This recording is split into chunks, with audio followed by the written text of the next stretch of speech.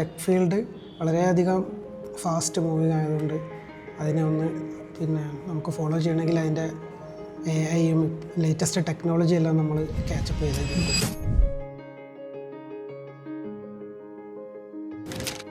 Hi, ഞാൻ ത്വാഹ, കോഴിക്കോട് മാവൂരിൽ നിന്നാണ്.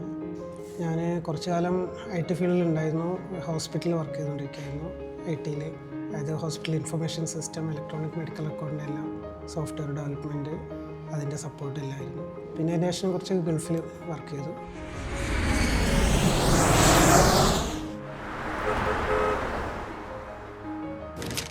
ഒരു 10-14 വർഷം അവിടെ എയർ ട്രാഫിക് കൺട്രോളിലായിരുന്നു, ATC.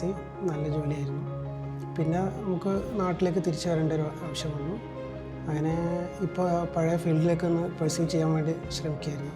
ആ സമയത്ത് ഈ ടെക് ഫീൽഡ് വളരെയധികം ഫാസ്റ്റ് മൂവിങ് ആയതുകൊണ്ട് അതിനെ ഒന്ന് നമുക്ക് ഫോളോ ചെയ്യണമെങ്കിൽ അതിൻ്റെ AI-യും ലേറ്റസ്റ്റ് ടെക്നോളജി എല്ലാം നമ്മൾ ക്യാച്ചപ്പ് ചെയ്തേ പറ്റും.